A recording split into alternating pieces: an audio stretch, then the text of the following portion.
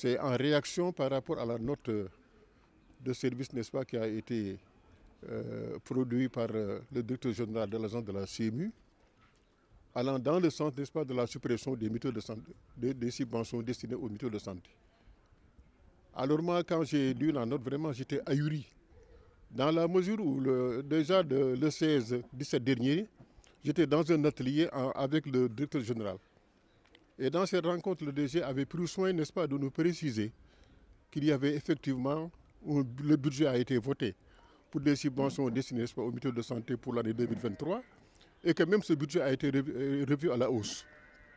De 1 milliard, ça a passé pratiquement à 2 milliards 500.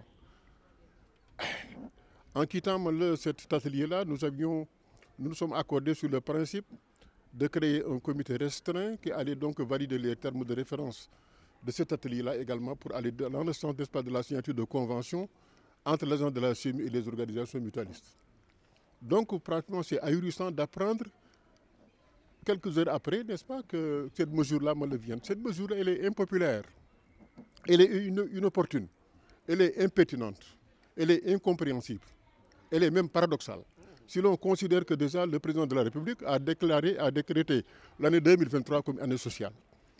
Et fort de cela, nous avons constaté également que par rapport, n'est-ce pas, aux bénéficiaires des bourses de sécurité familiale, le montant qui leur était alloué tous les 3 mois était de 25 000 et cela pratiquement a connu une hausse, n'est-ce pas, de 10 000 francs. Nous considérons qui peut le plus pour le moins. Donner 10 000 francs, c'est plus difficile, n'est-ce pas, que de donner 3 500. Comment peut-on augmenter 10 000 francs et vouloir supprimer les 3 500 destinés aux autres? D'autant que nous sommes également dans un régime contributif. Cela veut dire quoi? Les classiques que nous gérons, c'est des Sénégalais, c'est des Saint-Louisiens qui sont là, qui nous ont fait confiance, qui nous connaissent. Parce que la mutualité, qu'on le veuille ou non, c'est une question d'argent. Il faut absolument que tu sois crédible pour que les gens acceptent, n'est-ce pas, de vous confier, n'est-ce pas, vos ressources. Je vous assure que nous avons engrangé beaucoup de millions sur la confiance, n'est-ce pas, des Saint-Louisiens. Aujourd'hui, cet argent-là doit servir à assurer la prise en charge médicale des Saint-Louisiens. Au niveau poste de santé, centre de santé jusqu'à l'hôpital.